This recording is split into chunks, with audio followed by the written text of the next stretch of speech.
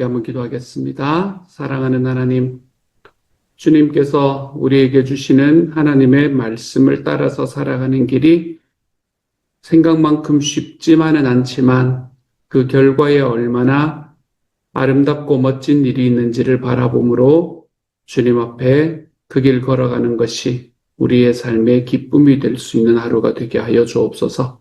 사랑하는 주님, 하나님께서 우리가 살아가는 삶의 모든 과정들마다 함께 동행하여 주시고 주님의 동행하심이 우리의 삶에 일어남으로 인해 살아계시는 하나님의 크신 은혜들이 우리의 마음과 삶을 꽉 채울 수 있는 하루가 될 수 있도록 주님, 우리를 지키시고 인도하여 주옵소서.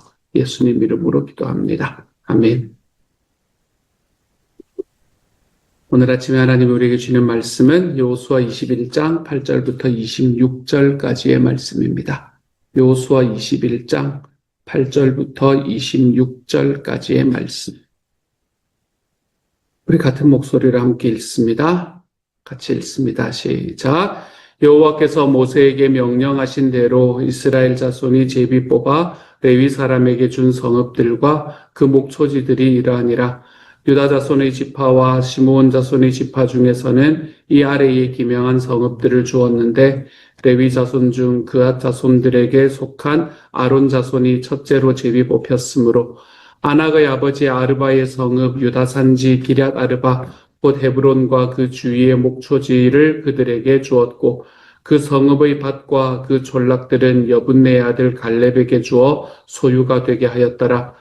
제사장 아론의 자손에게 준 것은 살인자의 도피성 헤브론과 그 목초지이고 또 림나와 그 목초지와 얏딜과 그 목초지와 에스드모아와 그 목초지와 hol론과 그 목초지와 드빌과 그 목초지와 아인과 그 목초지와 윳다와 그 목초지와 벳세메스와 그 목초지니 이 두 지파에서 9 성읍을 냈고 또 베냐민 지파 중에서는 기브온과 그 목초지와 게바와 그 목초지와 아나돗과 그 목초지와 알몬과 그 목초지 곧 4성읍을 냈으니 제사장 아론 자손의 성읍은 모두 13성읍과 그 목초지들이었더라.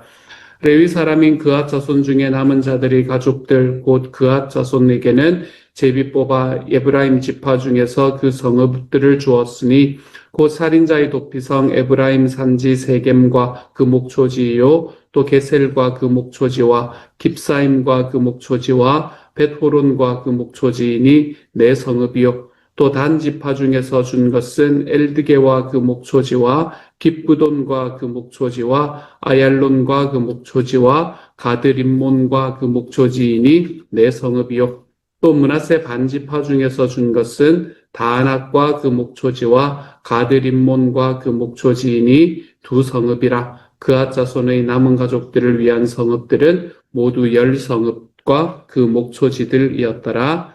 아멘.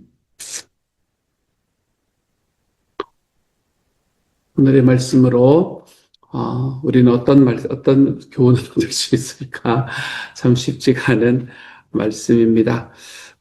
이제 땅을 배분하는 일이 다 끝이 나거나 백성들에게 배분하고 하는 일이 다 끝이 나고 난 다음에 레위인들에게 하나님의 백성들에게 그 하나님을 섬기는 사람들에게 이제 어떻게 나누었는가라는 걸 이야기를 하고 있네요. 18절의 말씀을 보면 전체 주제가 이렇다라고 이야기합니다. 여호와께서 모세에게 명령하신 대로 이스라엘 자손이 제비 뽑아 레위 사람에게 준 성읍들과 그 목초지들이 이러하니라. 그리고 난 다음에 어떤 사람들에 관한 이야기를 하고 있냐면 10절에 레위 자손 중 그핫 자손들에 속한 아론 자손 이 사람들의 나누어 준 땅이 어디인가 하는 걸 쭉 이야기를 하고 있고요. 그리고 난 다음에 20절 말씀을 보면 레위 사람인 그앗 자손 중에 남은 자들의 가족들 곧 그앗 자손에게 제비 뽑아서 나누어 준 성읍은 어디인가 하는 걸 말해주고 있습니다.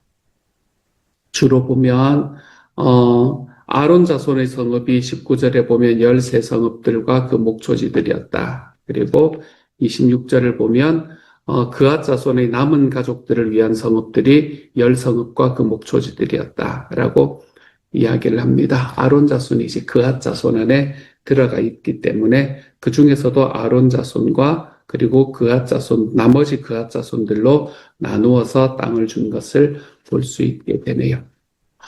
오늘의 말씀에서도 보듯이 레위 사람들은 그 땅에 나누어 들어가서 살고 있었다라는 것을 우리가 분명히 볼 수 있습니다. 그렇죠?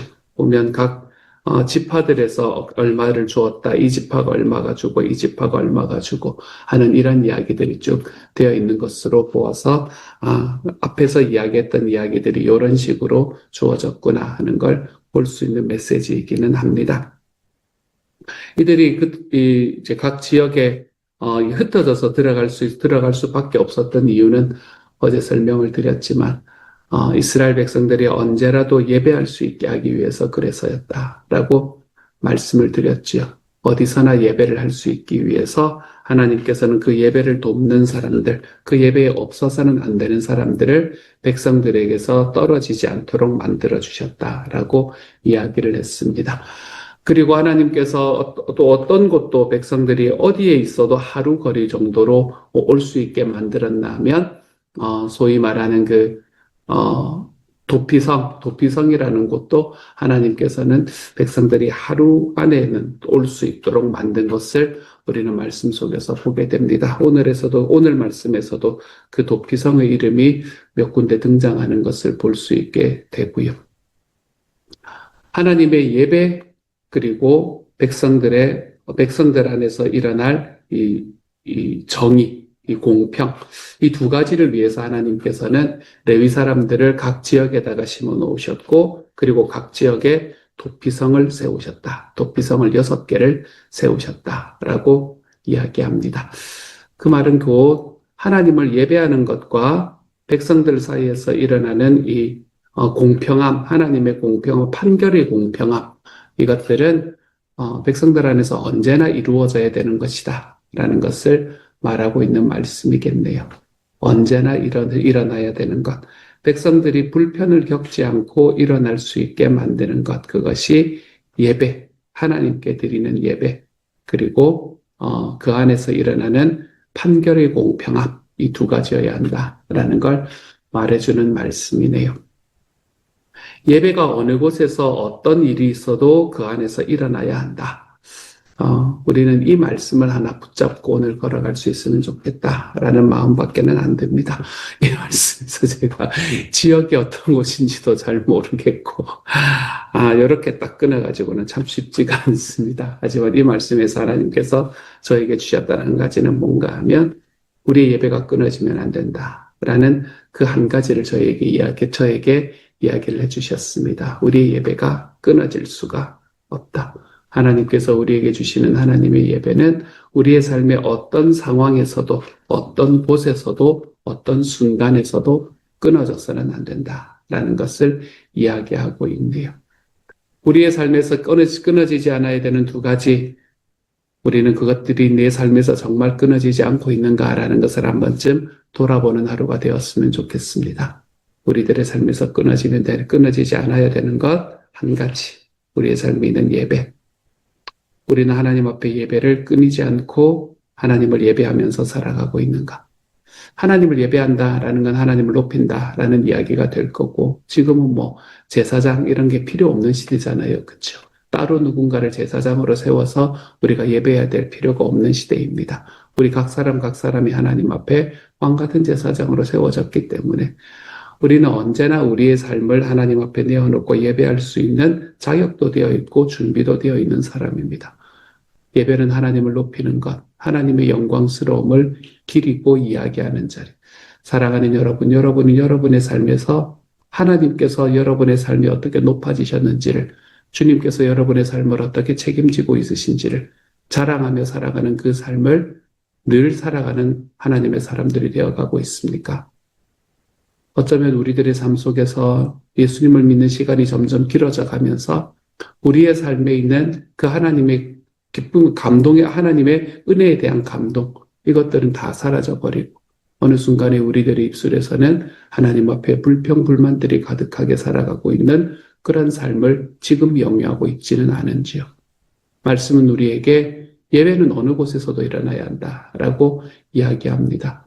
여러분의 삶에는 지금도 하나님을 높여드리는 예배가 일어나고 있는 겁니까? 주님께서 여러분에게 주시는 삶의 은혜를 가지고 그 하나님 앞에 여러분의 삶의 희생을 가지고 나아가는 그 하나님 앞에서의 예배, 그것들이 여러분의 삶에 오늘도 일어나고 있습니까?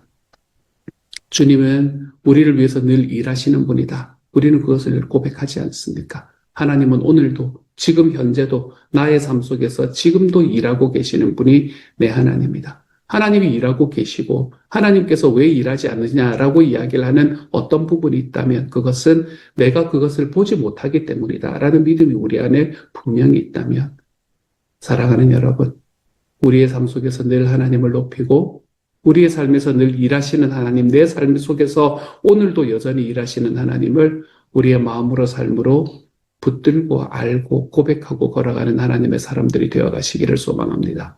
예배는 결단코 어떤 상황 속에서도 어떤 시간에도 예배는 결코 우리의 삶에서 끊어져서는 안 되는 사건이기 때문에 그렇습니다.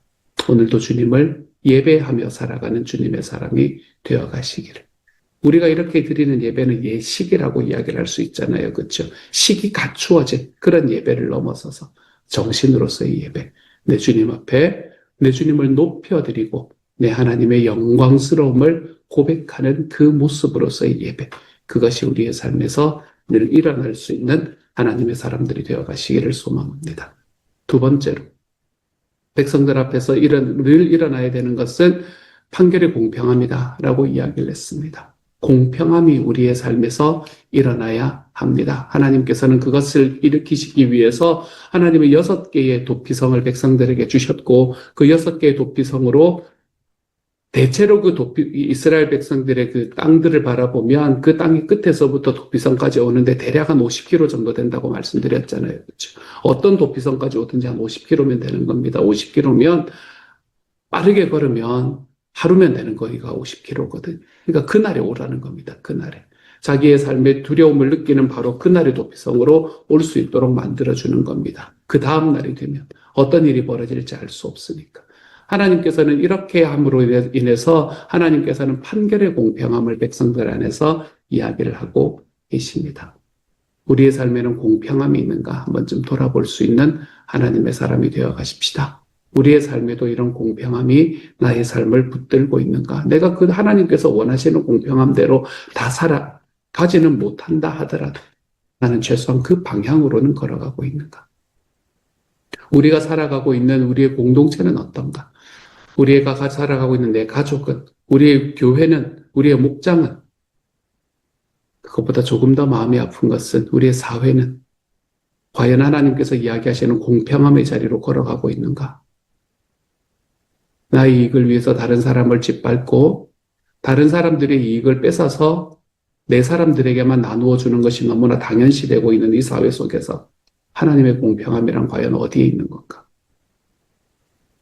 다시 말씀드리지만 여기서 이야기하는 말씀에서 이야기하는 도피성, 이 도피성에는 그 나라의 백성들만 올 수 있는 것이 아니라 그 땅에 거류하는 모든 사람들도 그 도피성을 이용할 수 있는 곳이었다라고 말씀을 드렸습니다. 하나님은 그렇게 하라고 이야기하셨습니다. 과연 우리에게는 그러한 넉넉함들이 있는가? 우리와 함께 있는, 우리 안에서 거류하고 있는 사람들을 향해서 우리는 좀 더 넉넉한 마음으로 우리의 마음을, 우리의 삶을 좀 내어드리고 있는, 여러분, 우리의 삶에서 이런 공평함들이 좀 나타날 수 있는, 정의로움이 좀 나타날 수 있는 그런 하나님의 사람들이 되어갔으면 좋겠습니다. 이 두 가지의 메시지, 참 쉽지가 않은 말씀이었습니다. 딱 이렇게만 끊으니 참 쉽지가 않은 말씀이었습니다. 하나님께서 우리에게 주시는 이 말씀을 통해서 저는 여러분과 함께 우리의 삶에 쉬지 않아야 되는 두 가지가 무엇인가라는 것을 나누었습니다. 예배가 쉬지 않아야 됩니다. 내 주님을 높여드리는 그 행위가 우리는 절대 쉬지 않기를 소망합니다. 또한 우리의 삶의 공평함이 쉬지 않아야 됩니다. 하나님께서 이 땅 우리가 살아가는 삶 속에서 정말 정의로운 분이시라는 것이 드러나는 것, 그것이 쉬지 않아야 합니다. 이 두 가지를 쉬지 않는 하나님의 사람으로서의 모습, 그것이 저와 여러분의 삶의 모습으로 자리 잡혀 나갈 수 있는 오늘 하루가 되어 가시기를 우리 주님의 이름으로 축복합니다. 같이 한번 기도하도록 하죠. 사랑하는 하나님, 아론의 자손에게 또 그아스의 남은 자손들에게 하나님 땅이 나누어지는 장면을 하나님 함께 봅니다. 이 과정을 바라보면서 이들이 왜 이렇게 되어야 되는가? 이들이 왜 백성들 사이에서 인필트레이트 되어야 되는가? 하나님 그것을 다시 한번 기억해 봅니다. 예배가 쉬지 않게 하기 위해서 어느 곳에서도 예배 드리는데 불편함이 없게 하기 위해서 주님을 높여드리고 자기의 삶의 죄를 고백하는 것이 하나도 어렵지 않도록 하기 위해서 하나님께서는 이들을 그 땅에 인필트레이트 할 수 있도록 만들어 주었습니다. 스며들어서 살아갈 수 있도록 만들어 주셨습니다. 주님, 우리의 삶에서 쉬지 않아야 되는 것이 바로 예배다. 내 하나님을 높여드리는 사건이다. 주님이여 이것이 우리의 삶에 딱 자리 잡힐 수 있게 하여 주시고 어느 곳에 있든 우리 주님을 예배할 수 있게 하여 주십시오. 어느 곳에 있든 우리 주님을 높여드리게 하여 주십시오. 어느 곳에 있든 내 삶에 함께 하신 주님을 찬양할 수 있는 하나님의 사람이 되게 해주십시오. 또한 기억해 보는 것은 하나님 내 삶에 하나님께서 말씀하시는 주님의 정의로움과 하나님의 공평하심이 있는가? 그것을 다시 한번 돌아봅니다. 주님, 나에게는 한없이 부드럽고 다른 사람에게는 어떤 부분에 있어서는 한없이 엄격한 사람이 되어가고 있는 것은 아닌지.